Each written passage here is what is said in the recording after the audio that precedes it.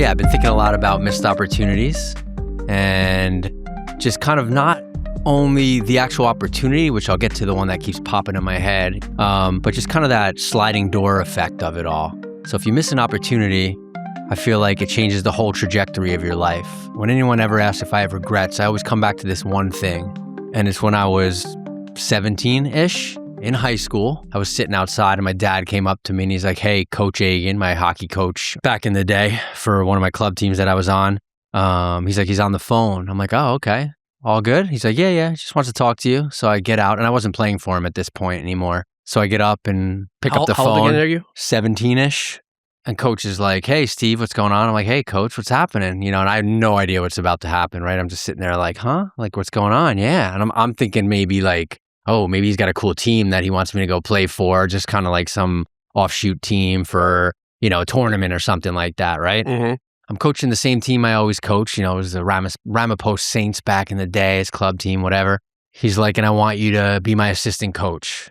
I think it'd be a great opportunity for you, and I think it'd be great for me to have you, and essentially like show me the ropes, mentor me in a coaching way." So I get off the phone and I'm just like, "Oh, that's pretty cool." And my dad, who never in my life ever said, "You should do this, don't do this." Like, he just wasn't that guy. He would give me the information. He'd talk it out with me, but he wouldn't be like, "Oh, you have to do this. You have to do this, do that." Like that kind of guy, when a lot of parents make their kids do things, I think, when they're younger. Right. The one time in my entire life that I can remember, he's like, "I would never tell you what to do, but I think you should really think about this," like in a way that I never heard him. Nice positive lean into what he thought you might be better off doing. Yeah, that's it. So I'm like, "Yeah, no, I'll definitely think about it. It's an intriguing opportunity. It's cool. I'd get to be on the ice all the time. I'm pretty much done with my hockey. I played through high school. I didn't play in college or anything like that." And I went off and I thought about it and I came back and I'm like, I'm not going to do it. And my dad's like, "Are you sure? What's going on?" And we started talking and I'm like, honestly, I just want to be with my friends. It's my last year of high school. I want to hang out. Honestly, I just want to party and do my stuff. And, I'm still playing hockey too. So I just want to be a kid and I don't want to jump in and coach right now. Sure. I think it would have been an unbelievable experience. You know what I'm saying? And I think I would have seen the perspective at such a young age from a coach's point of view. And I would have learned so many life lessons from that guy. And he knew so many people that it would have been so fun to learn from the ways that he learned, but also he would have definitely, I would believe, introduced me to other coaches. So I could have seen different systems. Oh, yeah, most definitely. And he really would have dissected, he was kind of that cerebral coach, like a Herb Brooks kind of guy. Sure. He kind of had that, he had that eye for the game and, all that kind of intellect where he can break down games, further than anybody that, I was 17, but I could just tell from all the coaches I had. I'm like, "Oh yeah, this dude's special. He's a little different." And yeah, man, it's just missed opportunities where, who knows, I might have hated it, but I think I'd be in a different journey right now. And I love the journey I'm on, but that's the one I always go back to. So I say all that to say, just go for it. You got nothing to lose by doing it. And if I would have just coached for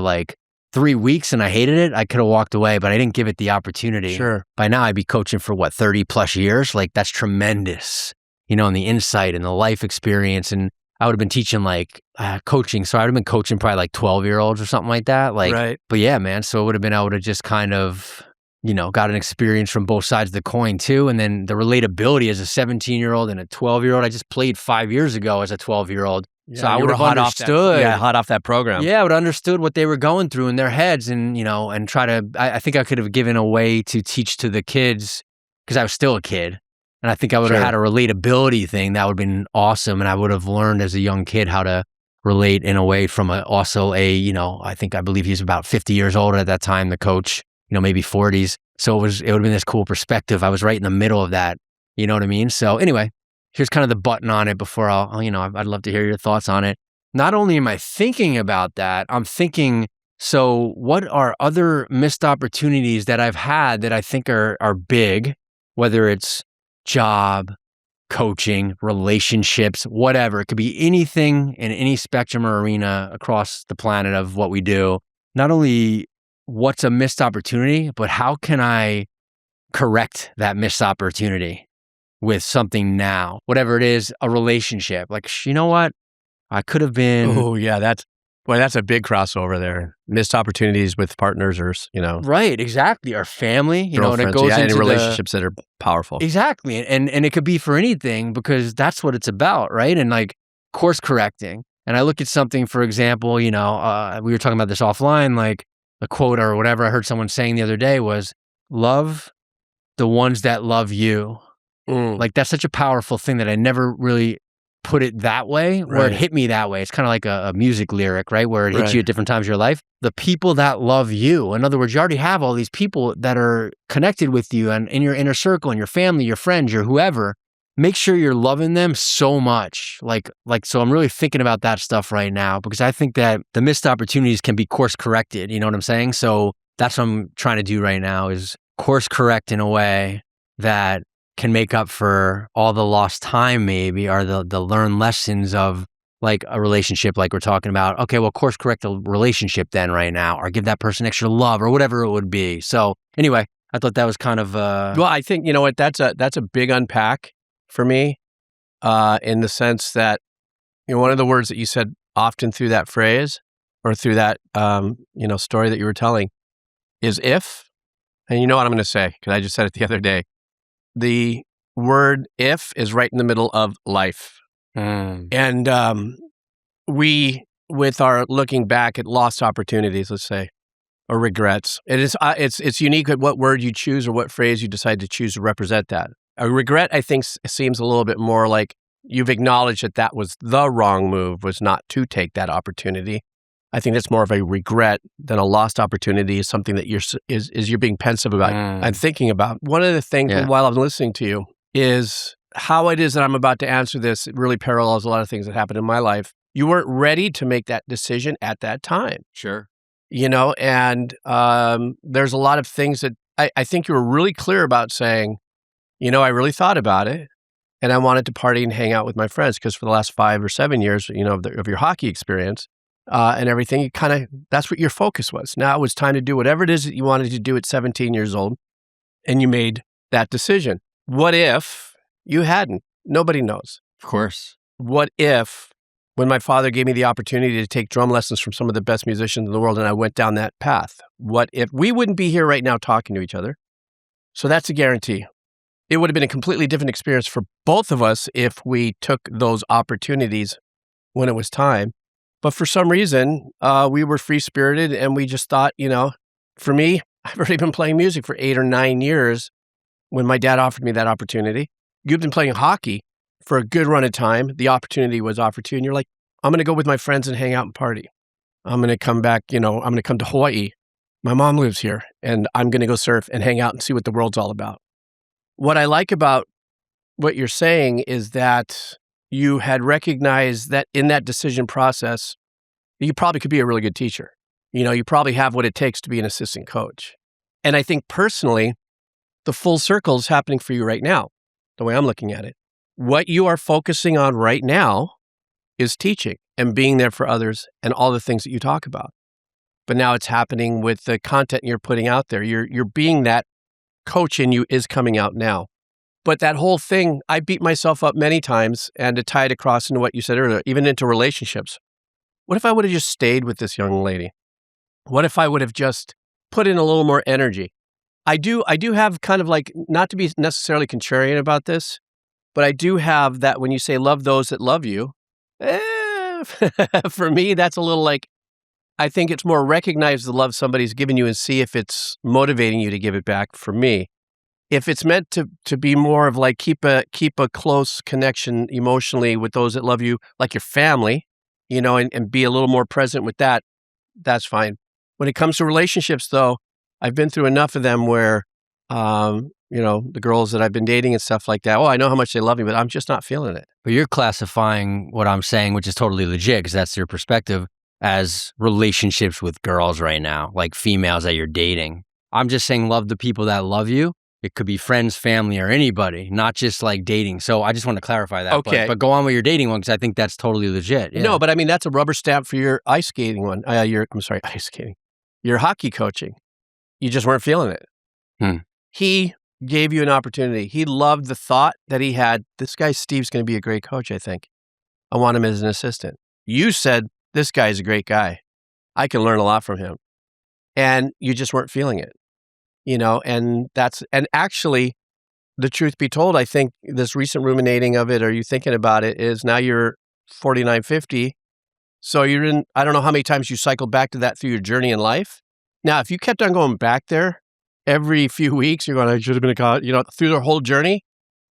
Now we're talking, I think for me, regret, but if you're just kind of skipping back and forth and going, I should have been, I don't know what I've been, I think that's also part of our ADHD focus thing. If you were focused, if I was focused enough, I would have done what my father, because I love to play music and stuff. I just didn't feel like I was focused into it, or whatever the case is. I didn't take that opportunity. If you were focused and if you really, truly did eat, drink, sleep, hockey. I was thinking 24/7 hockey pretty much, eat, sleep. That's all. I loved it. I mean, I loved it. You know what I mean? So, I think I just didn't do it because, I just was young and I didn't see the opportunity either at like the way that it probably was. And I'm not like regretful where I'm thinking, to answer your question or your statement, I guess. No, it's always the one. There's about 3 or 4. It's one of the ones that will come up when I'm like, someone asks me, oh, do you have any, things you think about or regrets? I'm like, I don't regret it where I'm sitting here like, when I say, probably ruminating is not the right word. I'm not sitting there like spinning in my head over it, right? In like a it just keeps visiting way. Space. Just once in a while, I'm like, oh, that would have been cool. If I coach, where would I be right now? Would I be coaching college? Would I be coaching high school? Maybe I wouldn't be coaching anymore. It would just took me in a different direction. Whole different path, it's just fun to think, sometimes about, oh, what would have been, right? In the sense of, again, to reconnect now with not making those decisions again as best as you can, or just for a fun like exercise. I like thinking about things in the past. You know what I mean? So, and the whole love thing, like, I didn't mean to like minimize what you were thinking in that way. I'm not butthurt on that. No, I know you're not. I know you're not. And like, I get it. Like, for sure, definitely as far as relationships too. I just think I have a little different perspective than you do. Sure. Like, and I agree with you. If someone's loving you and in a way that you're like, that just doesn't feel right and organic, and they're expecting something in return and all those kind of things. Of course, I'm not saying just the second someone loves you, be like, oh, let me give you that love. I'm saying it's when it's earned. It sounded like it was an unconditional statement. No, I don't really think there's much. Well, we'd have to define unconditional. Right. So we'll leave that one alone. New podcast tomorrow morning. But I think, right, I get what you're saying. And I also think that how much you probably take the contrarian on this one, and that's totally legit. I've got a full bottle of water. All I know is I could have given more love along my life to this day to people that I'm close to and people I could have been closer to, and I think that it gets reciprocated because it's a two-way street, obviously, and we feed off each other's love, 100%, and I think that's what I mean by it. So I could look back at relationships like you're talking, like girlfriends, a million times over. If I was given, I'm just arbitrary number, or probably truthfully, if I was given like 5 out of 10, I could have definitely given a 10 out of 10 sometimes, an 8 out of 10 sometimes. Sometimes it would be a 1 because I'm spent, I'm exhausted, that kind of stuff. But I wasn't even close to the max of the love I could have given. And that's definitely hindered relationships. So I just mean it like that. And it doesn't have to be a partner, a girlfriend, a boyfriend, or whatever. That could be my mom. Definitely didn't give my mom and my dad the best I could. Sure. And I'm not regretting. I'm just thinking in a wiser, I think, way now since I've had so much more life experience where it's like, oh yeah, because if I did give more, and it wasn't because I couldn't give more, it's because I chose not to give more. We all can do more, right? So in that case, I'm just saying the experiences of our relationships could have just been that much better. Sure. I'm just saying we could all up our ante with it.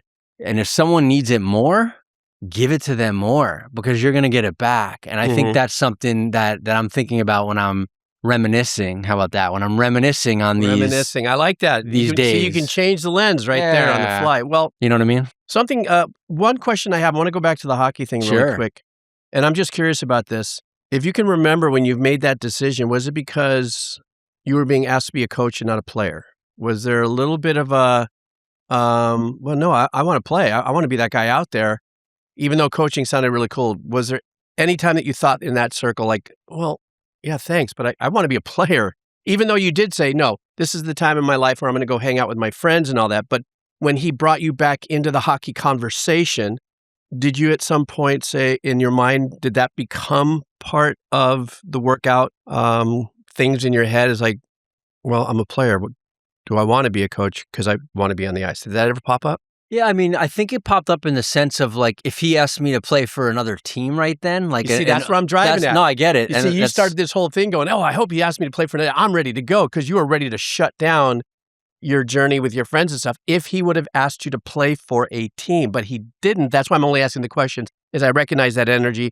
Is that when you open this up, man, maybe he's going to ask me to play. That's it. And then he goes, I'd like you to coach. And you went, let me think about it. So that's why I was asking, was that definer in, or whatever that word is I'm looking for, in you making your decision, is that you weren't asked to be a player, you're being asked to be a coach? Yeah, I think that's a great question. And I think, I answer this now and I remember as best as I can back then what's exactly going through my head. But if you would have said, hey, there's an all-star team going out to Michigan or whatever, you want to play for it's going to be like a month journey, whatever, I'm pretty sure I would be like, hell yeah, if I can. And I can manage it with my other teams and everything going on as well. And so, yeah, I think that's a fair estimate on your part. I think 100% I was more driven to play than coach at that time.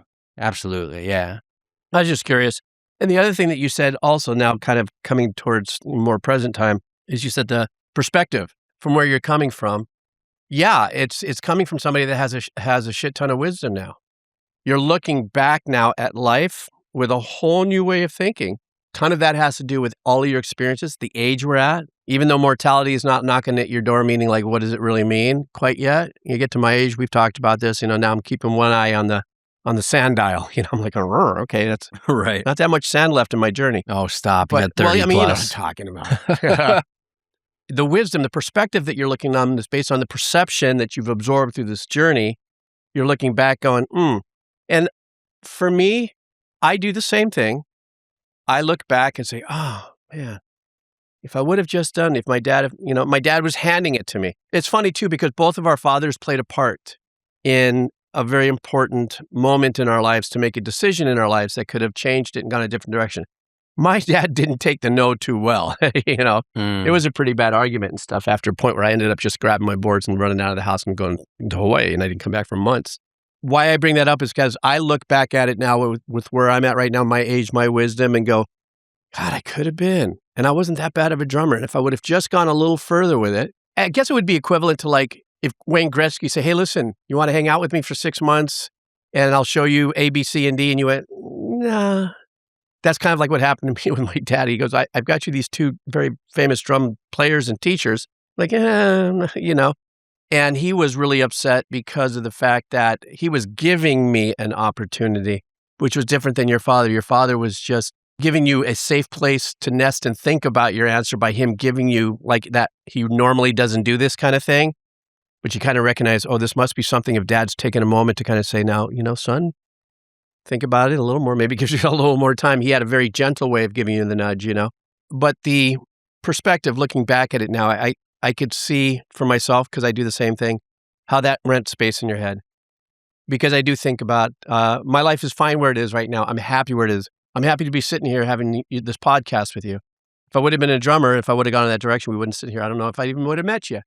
Don't even know if I'll be alive, right? I mean, if you think about it, the rock and roll musicians, right, back then, life expectancy was, especially through the decade of decadence. This was 81 when this happened, me 82. So for me, it definitely would have been a life-changing journey had I gone in that direction. Like you, when you had said earlier, could have put you in a different circle of meeting new people, maybe offshoot into something completely different that you didn't know exist. Like, you're coaching, you're doing this, and all of a sudden this whole other opportunity shows up that you didn't even have your eyes set on, and it's something that just makes you, blow up, in your spirit, in your everything. And we just don't know. Sure. I don't have any other real lost opportunities that I can look at seriously that has to do with anything of that nature. I would say my lost opportunities were based on relationships. Sure. Do you want to talk about one or no? You don't even have to bring up the actual relationship. Just like, what do you think was the missed opportunity? You know what I mean? Like more of the meat of it than the actual person or anything. I can get in on this one and just talk about it without worrying about... And we've already talked about relationships, I feel like, a bunch, so we don't have to go into relationships. No, this was with my brothers. Yeah. Oh, okay. There you go. I'm really, I say it on this on a surface level, jealous or envious of people who have good relationship with their siblings. Not all of them. Not everyone's going to work out, but, I think my big lost opportunity is having a better relationship with my brothers. I was the oldest of two, and because I was sick as a kid, this could have been the divider right here a little bit, but I was fairly sick as a kid. I had my own bedroom. My two brothers, they slept in the other room, so I was GB, the older one's got his own bedroom. Why is that? But that's kind of how it goes. The older one gets the bedroom usually. So that's logical. Yeah. But, without spending, too much time on this, I really wish if I look back, I wish I would have been closer with my brothers, at least 50% more. My youngest brother, Ron, I have a good relationship with. We have a great sense of humor. Both my brothers have a great sense of humor, but we're very different people, but yet we're the same in the weird way. Each one of us have fulfilled our lives as an independent, creative individual. It hasn't been a really easy journey, but none of us, especially Ron, have ever punched a clock. He doesn't even know what punching a clock is, but did he run his own business? Yeah, he's a golf pro. He's got to schedule people. He's got to, pay his taxes. He has to do all this. Is based on his own creativity on what he's doing with his life. I'm going to be a golf pro. And he started that in his mid-20s, okay? My other brother, his journey started probably 11, 12 when he first took his first dance classes. And his trajectory to want to be a professional dancer, turning into a choreographer, into a stage director and everything, led him all the way to being on the same exact team that won an Academy Award for the best short. And so, look, his journey took him there, and he, performed on Broadway, and he's done national tours and world tours and stuff, But what about being closer to them? How do you feel like you missed the opportunity of being closer to them, though? I feel like that's where we're at. I'm not going to let you off the hook with this one. No. I'm just what I'm doing is I'm just kind of circling the wagons in the story of and then my trajectory is, we all know, music, et cetera, et cetera, et cetera. But I was the one that always did want to reach in and say, hey, man, how you doing? What's going on? My middle brother, Ray, our relationship was pretty heavy, not really well supported, let's just say. Dad's gone all the time. Mom is raising the three of us. And then mom and dad are having their issues too. It's a good household. There's no beatings. There's no abuse. Food on the table every day and stuff. But Ray and I just didn't get along. And Ron he was young, so he was just there for the sideshow. Ron and I had things like skating we could do together and certain things, hang out. But then he also had his own thing. And then the divorce came and everybody did their own thing. All I would have wanted as a missed opportunity, had I had the skills brought to me, and I don't want to parent blame, but we didn't get any of that. We didn't get any of that. Let's all do this together. Let's be together. The family I just got through teaching ukulele to, the parenting is phenomenal, not over the top. They do things together. I just taught them ukulele, but then piano and keyboards and drums. They're doing something together. And when they were all playing with the kazoo and everything, and it was just, for me, it was such a great, great thing to see the family together playing, of course, music too. That's a good binder. But we never had that. Ron is a musician, but I think we just never had that closeness. We'll check in each other. Ron and I definitely are much closer, but I can go a whole year without talking to my middle brother, and then that's it. Just call and talk and stuff. But I don't have a fixed answer, except for the fact that I just wish I would have had the skill set or the tools when I was younger to be a little more present, to understand how important my relationship with my brothers are. And I think if I knew that earlier on, I would have approached our relationship differently. Do I know if it would have worked out any better? I don't know. But at least for myself, I would have been able to give it hey man, I really tried, and I really tried here, and this is where we are. So I think as a lost opportunity. Yeah. Well, I see that's kind of weird because I wasn't given the opportunity. If you think about it, I wasn't given the opportunity to be a better brother. So I don't know if that really fits in our conversation, if I lost an opportunity or if that's just a pipe dream that I wish I could have been a better brother. Well, I think it fits in our conversation personally. Well, first, what do you mean you weren't given the opportunity to? Because I didn't know what that meant. When you're young, you don't know what it's like unless somebody says love your brother and support them. Like, for instance, all the families that I know that have good close brothers, they watched out for each other. Okay, how about this? Legends of the Fall? Yeah, I do know Legends of the Fall. It's a great film, and three brothers. Yeah. Okay?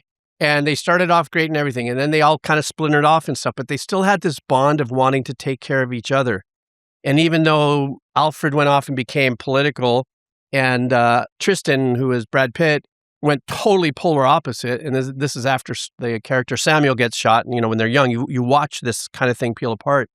Even when they were battling each other, there was still this through line of love to the very end where the older brother ends up killing the cop and stuff to protect the father. Yeah. So I know that relationships aren't perfect through and through, but somewhere along the line, maybe for the first 15 years of their life, they played together. Even the opening of the movie was the elder that's talking the story. Oh, they used to play together. Tristan, you always used to watch out for Samuel. And, picking up Samuel and put him here. I would watch stuff like that and I'd go, God, I kind of wish Me and my brothers were like that. Were your two brothers close? Because you said they lived in the same room. Were they like that, and you were just kind of doing your own thing, or? That's a really, really good question because I thought about that. They did have a different relationship because they had to sleep together in the same room and stuff. But I don't see it. I never saw it as more advanced than having that quality time together as brothers. Because as soon as we were all at the gate, mom and dad got a divorce. Everybody just went their own ways. Literally. So it wasn't calling each other saying, hey man, what have you been up to? What's going on? Oh, good. You're doing this with your life. Hey, that's fantastic. It would be more like we connect with each other and just go, oh, hey, what's up? How you been? Like almost like we're long lost friends, like best friends. But that's the other thing too. We didn't have the stability of a friendship as brothers. So now that we're all older though, and Ron's going through some, like me, some health things and stuff. Now we're talking a lot more. How you doing? What's going on? So my other brother, he's just going through a little bit of a change, but he's here now in Hawaii, hanging out with my parents and stuff, but literally can go 3 months. Or if I'm coming, every few weeks I'll go visit my mom and my stepfather and drive to the other side of the island and hang out for a day or a weekend. Then we'll catch up for all of 10 minutes and he'll disappear. He's doing it. So we're just all in our own orbit. Out of everything in the world, in my snow globe, that I wish I could have had a different opportunity was just to have a better relationship with my brothers. The rest of it, I didn't mind learning my lessons through heartbreak, with relationships with girls and stuff, heartbreak with maybe bands and other stuff. Okay, that's my journey. But if there is that one thing where I can say, hey, can I have a redo? Right. Just want to be closer with my brothers. Yeah. So what about being closer with your brothers now? You can redo right now. No, that's a very good point. And like I said, I'm spending more time talking with Ron. Yeah. And I have actually, my ex-wife used to get really furious at me because I really make an effort to reach out to my middle brother and do a lot of things for him. And he just didn't connect with me on that. Like, let me help you with this. Oh, I'll build your website. Oh, I'll do this for you. Don't worry about it. Let me handle this for you. Like in a softer way of wanting to connect. He definitely was not ungrateful. There just didn't seem to be a solid connection building out of it. My ex used to get frustrated because she saw that. And she, would go, why is blah, blah, blah, blah, blah. And then, of course, it would turn into, why do you put time into blah, blah, blah, blah, blah, if this is how he's going to treat you? I go, well, he's not treating me anyway, any unique way. He's treating me the way that I'm used to. So I've accepted that, and I don't find it as being abrasive to me as a person. I go, hey, that's my brother. Let me still help him out, even though for 5 seconds I might go, this motherfucker, why? I'm not even, whatever. He's my brother. Let me help. Yeah. Family's tricky for sure with that stuff. Plus, like you said, you're used to the way that you guys and your relationship because you've known each other forever. So, and she's just seeing it, and I get it. Like she's just kind of catching up with it, and like, wait, what's happening right now, and all that kind of stuff. So that's legit. I get that. Yeah, man. So that's it. There's no other regrets, or I really don't know about regrets, but missed opportunities. I'm trying to, since we're not leaning in, probably save it for another podcast, but just talk about the relationships and all that. But since I'm not really leaning into that in this subject matter, is because each one of those experiences I had with girlfriends leveled me up with a new lesson. It came at a cost. A couple of those were really heartbreaking moments. Like, the weeks, if not months of me being in pain and not sleeping well and, just being out of my mind and, just it's renting a lot of space in my head.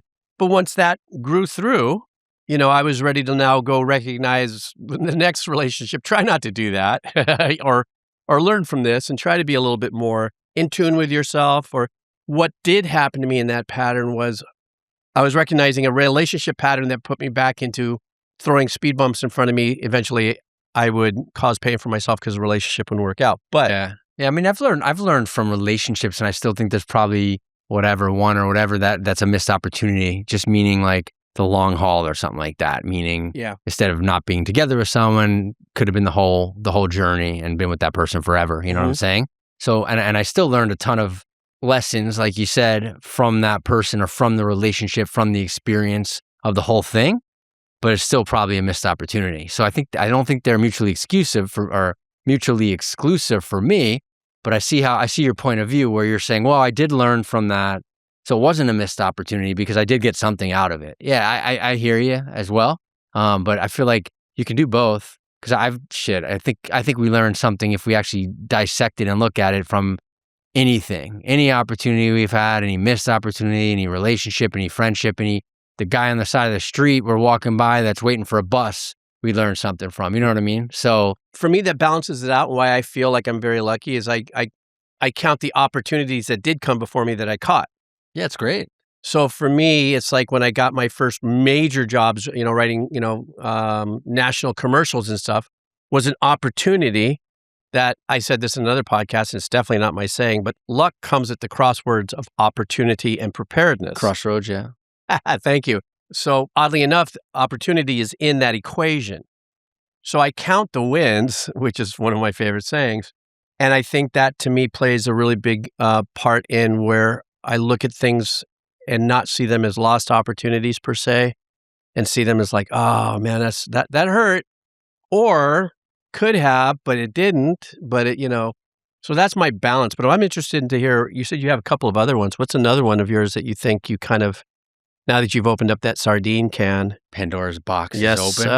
I mean, I honestly have I could think of probably a handful, and I'm sure there's 50, honestly. And again, and I totally respect what you're saying as far as you get something out of it, so it wasn't a missed opportunity. I hear you. I'm with you. Totally. I get it, and at the same time, I'm like, and maybe sliding doors, you know what I mean? Like that whole movie, Sliding Doors, where it's like, I kind of think that's a cool movie in the sense of like, she missed the subway this time and she got on the subway because she made it this time. That's a little more fate because I don't think it was her decision in that. Right. So, it's all kind of is that part and parcel. Sliding glass doors? I think that's what it was. Like the sliding doors, like Gwyneth Paltrow, I think. Mhm. And I think she was, it's a long time ago, but I think she was running for a subway. This half of the movie, she caught it. This half of the movie, she didn't. So now her life's completely different because she met different people, right, sure. which is totally true, right? Think about the people that we meet in life. Like for us to meet anyone in life is like a one in a whatever. You know what I'm saying? It's crazy, the amount of people, billions of people on the planet. So I think it's kind of that as well. So we could separate it a little bit into the section of into the thought process of our decisions, I guess is kind of what I'm thinking about in this, context. I think another one is having a better relationship with like my parents, you know what I mean? Like in the sense of, again, we have a good relationship, but it could have been just better and tighter. And I could have given more into that and appreciated more what they have given me in life, right? And I think I touched upon this a little bit, but just that. I think my dad was, I'll just jump into my dad, like he was just that guy. He was the most caring, loving guy on the planet, like in my eyes, right? And he was though, because a lot of people are like, wow, your dad's like the nicest guy. And you leave a conversation with him feeling like the story was your own, what he was telling it. Right. You know what I mean? He's just one of those guys. He was magical then, yeah. He was magical in that way. That was his gift to life or to society, to all of us. So I just look back at things like that in a way that how do I improve now relationships going forward with whoever, with you, with a girlfriend, with family, and we all know it kind of in our heads what we can do, but I don't do it. And some of it is just patterns, like you said, that are my defaults that I'm stuck in. And I'm like, I want to do this, but my body's not letting me. I'm putting a wall up or whatever, the typical psych stuff. Or you feel that and it's not that you don't want to, it's just you've been doing these habits for so long. It takes effort more than it would if you were like my dad, where he just was used to doing that. That's a big misconnection that I had with my dad, I think, because I think my dad and I could have had an arbitrary number if we had a relationship of closeness and love and all that kind of stuff in a way that was more special, I guess. Right. If we had I'm just going to, again, an arbitrary number, but if it was a 7, could have definitely had a 10. Like, and that's pretty much mostly on me because he's the guy that was given all that. Sure. And I just wasn't, my what's the word I'm looking for? My emotional intelligence, right, is gotten a lot better than it used to be, but it definitely back then was like 0. I just was like, whatever. I don't love. What are you talking about? Just the typical shit. Yeah. So I'm just saying, like, that's a big missed opportunity for myself and probably for everybody who's not doing that. And like you said, the family you went to do the ukulele lessons, you kind of probably see it in them. And same, I have families that I look at and I'm like, one in particular that I'm just like, wow. And obviously there's behind the scenes stuff going on. They're still arguing, do their things. We're all people. We all have families. We all get in fights, all that stuff.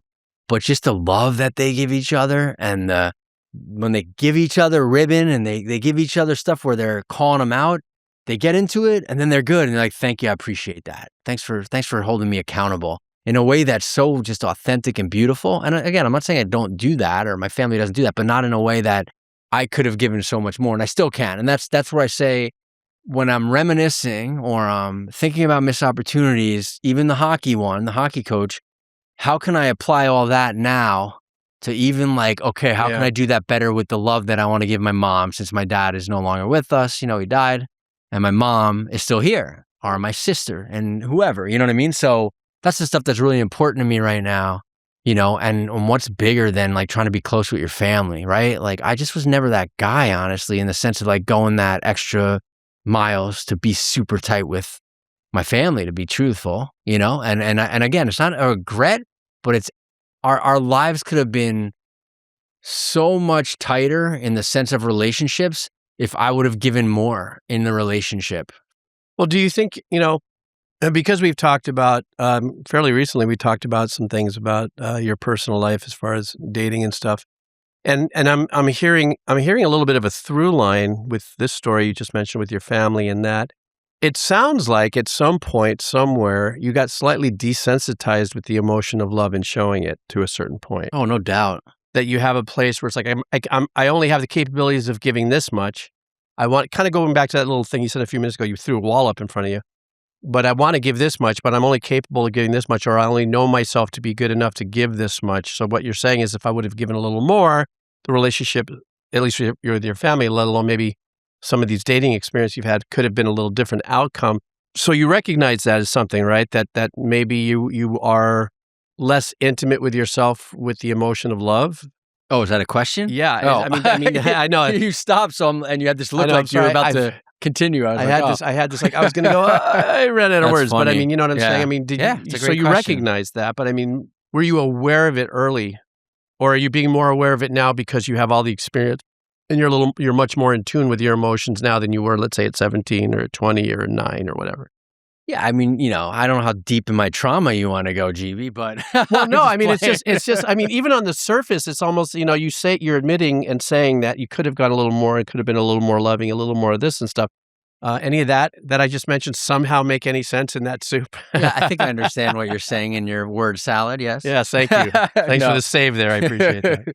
Yeah, no, I think that's a great question. I think, yeah, absolutely. I think, I don't know if desensitized is what I was.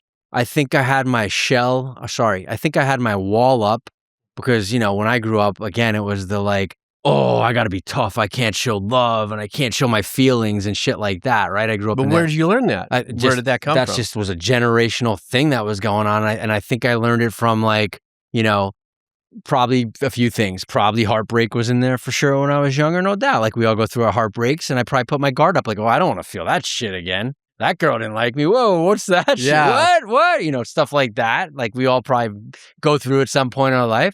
I think also I was just like, I was just a punk kid where I thought I was tougher than I was. I think I was pretty tough for whatever, but that's what I would have said back then too, right? So I think I just was that kid that's like, I'm not showing my love in that way, even though inside I'm like, fuck, I really want to be able to show that. That's cool as hell, right? And I think it was just somewhat built in my DNA to take the cop-out answer. I think some of it was, when I was younger, I was terrible with girls. I didn't know what the hell. I was like, I don't know, for a long while. So I was trying to figure all that out. And I probably Everybody was just, is, right? it was probably just fear. It was probably just scared. Like, I can't go ask that. Now I'm going to feel that. And now, so I think all that cycles in, and the rejections when you're younger, I think it all cycles into like putting those walls up, which is exactly the opposite of what you want to do, right? Because then it's like I'm not going to feel the love and I'm not going to give the love in a way. And, specifically, since we're talking about just girls and whatnot in that way, right? So as I've gotten older, in the last whatever years, like 30, 20,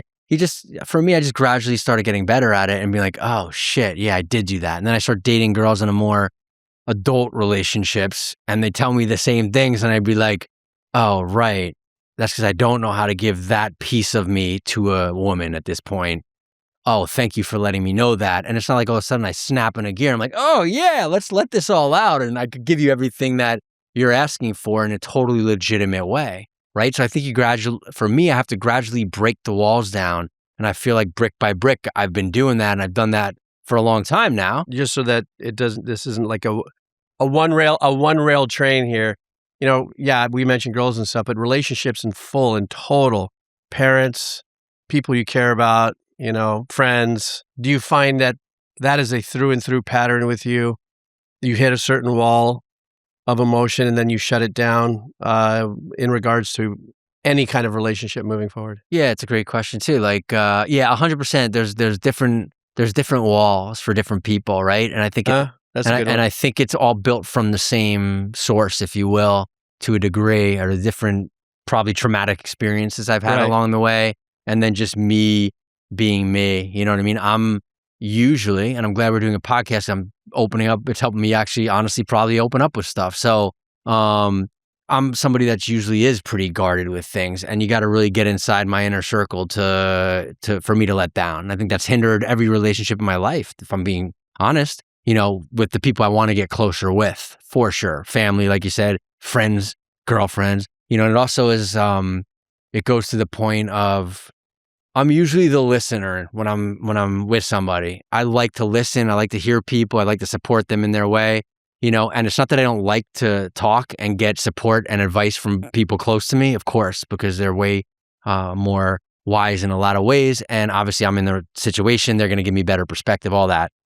I think one of the things that has hindered me is it's hard to let somebody in when you don't give them something. So if somebody's always telling me their shit and I'm only giving them one little nugget every year, every 3 months, every whatever, depending on the person, I'm not building that deeper trust with that person, even if I've known that person for 10 years and we're close. So the more that I could give to somebody, the more they're going to give to me and vice versa. And that's the reciprocation I was talking about earlier of love, of connectivity, of relationships. So yeah, absolutely. And I think it's always been really hard for me to let people in that way. I just feel like I just don't feel comfortable doing it. Honestly, it's just a comfort thing, I think, too. Chasing comfort, right? Yeah, right. So it's just been a comfort thing because I never built that. It's a habit and it's a muscle. It's like anything else. You got to build that muscle, and I'll go back to a story that I'll tell sometimes. Not even a story, just I'm at a concert and I'm just with this girlfriend of mine. And I'm like, hey, you want to go to a John Legend concert? And it was one of the best gifts I've ever gotten in this way. Bear with me. So we're sitting there and we're pretty close to stage. And I just say that because you could kind of really feel, if you're closer to stage, you could feel the emotion a little bit more off the musician, of course, and all that kind of stuff, right? You could just see it and feel. It's a little more punchy. Yeah, man. And John Legend comes up playing his piano, and he just comes up above the stage, out of the stage, and he's playing. And I just got this kind of immediate oh, whoa, that I've never gotten this watching a concert my whole life where you could feel this, just this ooze of love off this guy. He's just got that sex appeal, that love appeal. There's just something about his charisma. He didn't even do anything yet. He's just playing his piano a little bit. Obviously, I get it. He's a rock star on stage. I understand that. And then he starts, playing his music and all that, and he's talking, and he's just talking with the crowd a little bit. And I'm like, holy shit, this is what I'm talking about. I'm saying this is my inner monologue. Mm-hmm. And I'm like, this is what I'm talking about. This guy, I guarantee you, when he's off stage doing his thing, he's just got that love appeal. The full aura. And his exactly, the aura. And he probably maybe worked on it. Maybe he was born with a lot of it. Maybe it was a combo of both. Because some people just have that DNA gift they got. Right. And they'll still work on it and all that. And I'm just sitting here and you can see everyone around him, guys and girls are just like, what? He's just got that. And just in his conversation with the audience, meaning just interacting in a little bit and talking to us, telling a story, obviously musicians do sometimes. I'm blinded by his love appeal and his sex appeal right now. I can't even speak right now. But that's You're what flustered. Yeah, that's what I'm talking about. It was such a gift because I also remember looking over at my friend and I'm like, holy shit. She's like, what? I'm like, do you not feel that ooze, that aura, like you're saying, coming off him? Yeah. She's like, oh shit, yeah. I'm like, do you get that? She goes, no, I don't typically get that from musicians a lot either. You could tell he's got this next level. He just got that, man. And that's something that was probably about 15 years ago. And it was one of those things that knocked a little brick off me because I was like, ooh, I got to figure that out. So how can I kind of start being better in my conversations with friends, with women, with whoever in that way where I can just start being more comfortable in a space. And he's in front of a fucking crowd doing all this shit, right? One-on-one sometimes I'm just and I'm an energy guy. So a lot of times it's just energy and I'm just not vibing with someone. And it's all bullshit in my head anyway at this point, or trauma that happened from back in the day. And well, I mean, just to touch on that, there are people that do have that magic. They walk into a room and they don't have to say anything. They just bring with them the aura, that presence of whatever it is that they have. And it comforts the room, if you would. that's it. They're not chasing comfort. They are comfort. They are walking in comfort. I like the way that you put that it knocked a brick off of you, because that's part of our total journey that we take. And when we're talking about lost opportunities or regrets, I think once again, it's almost like you're knocking off bricks, which means you can see clearer over that wall. And then you go, oh, I had that opportunity. I think it's a real safe place to be emotionally, to recognize that you have had opportunities and you're open to still not retrieve that exact opportunity, but take that and make it work from now into the future. You kind of touched on that, a little earlier. It's just going to have a different face, and I'm circling back to the point where I said those lost opportunities became the opportunity that you're now glowing in, which is your book and the things that you're doing right now to help with, the mental awareness, the mental health, the suicide prevention and stuff like that. It's a culmination of all that. And I see that as kind of like the superhero without the cape. I appreciate that.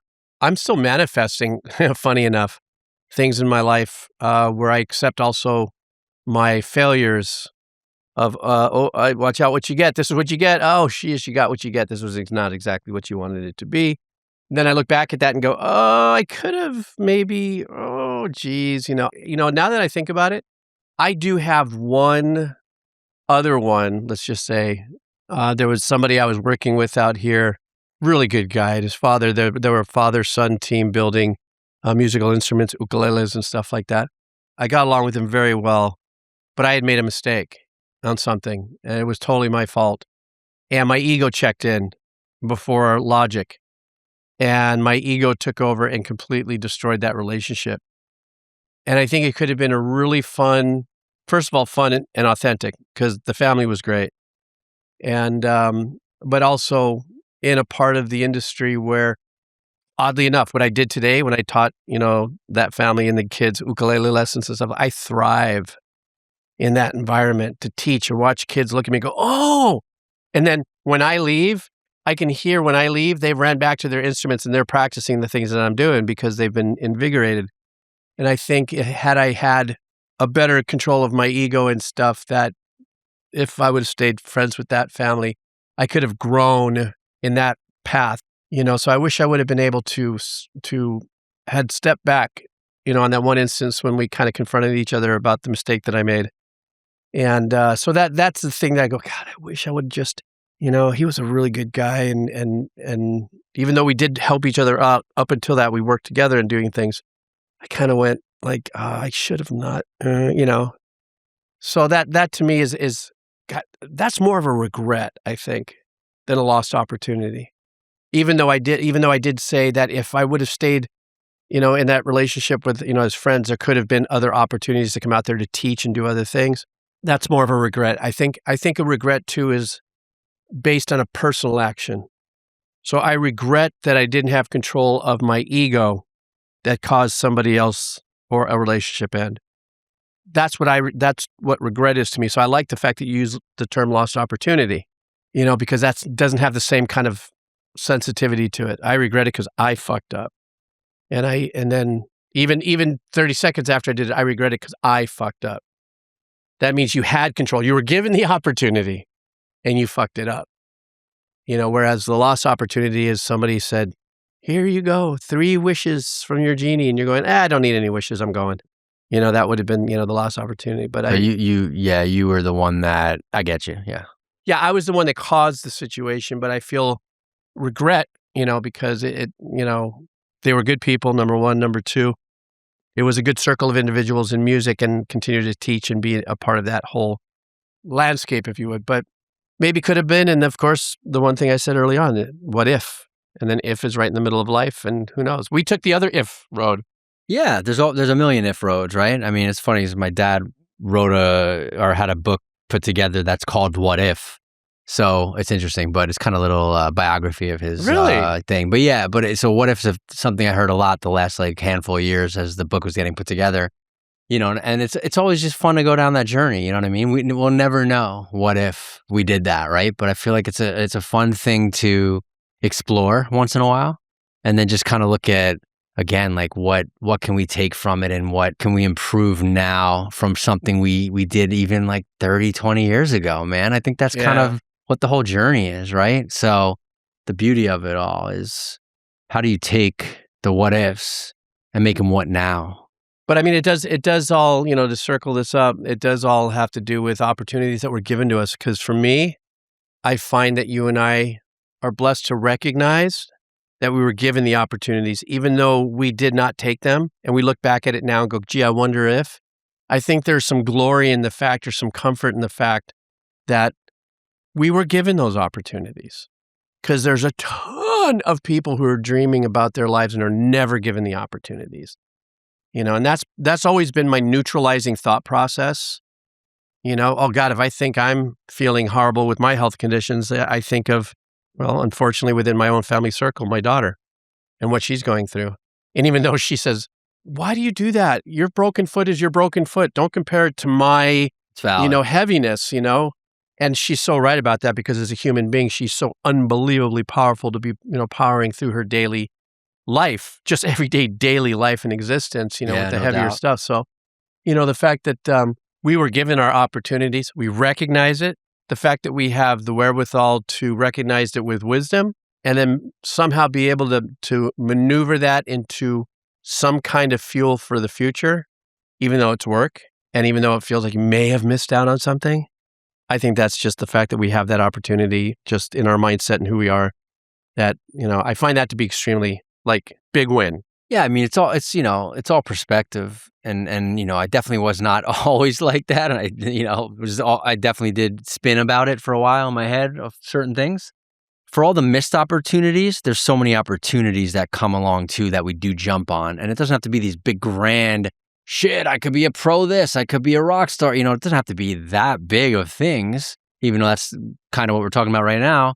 So I think there's a lot that I recognize as well, that we all get a lot of opportunities. It might not be the exact opportunity you're looking for. Everybody that has climbed the ladder in whatever way, or has a great relationship, from what we see, you know, we're only seeing people's greatest hits. We don't see the behind the scenes. Absolutely. Like, don't forget that. But at the same time, all these people that have climbed the relationship ladders, have climbed the business ladders, have climbed the friendship ladders, just meaning they have really solid, you know, relationships, jobs, and gotten to the top. They're all busting their ass. They're doing all that.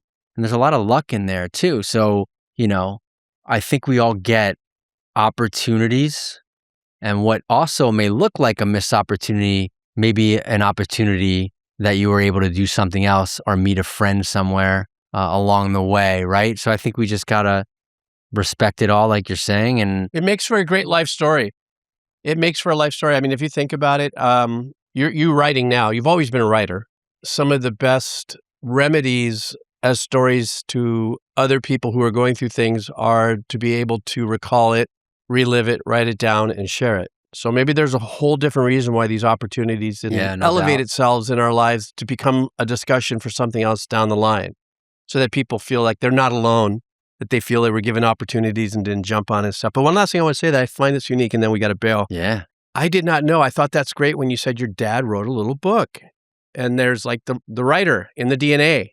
He collaborated and had someone write it. So he didn't write it. It was just it was his life, his journey, his stories, and he essentially hired someone to pen it for him. You know what I'm saying? But he had to get that information to him, whether he spoke into a tape recorder. Oh, 100%. Well, he just talked with the person, and they flushed it out, and they did their sessions, like someone writing somebody's, you know, what's it called, biography and stuff like that. But I just thought that was a really cool kind of like stream of creativity between the two of you. That is their storytelling. He loves telling stories, loved telling stories for sure, you know, and as he got older, he definitely loved telling them more, and told a lot of stories about his parents and just family stuff, you know. So it's, you know, and he was a salesman, right, by day. So he knew how to talk, and it spilled over into his private life for sure, where it'd be funny to ask your mom if you use that same smooth style to ask her to marry you. Oh, yeah. Was Dad always like when you met him, was he this charismatic and kind of chill? Like when he asked you to marry you, did Did he really pull you in? I think that'd be kind of a fun little question to ask. Yeah, that'd be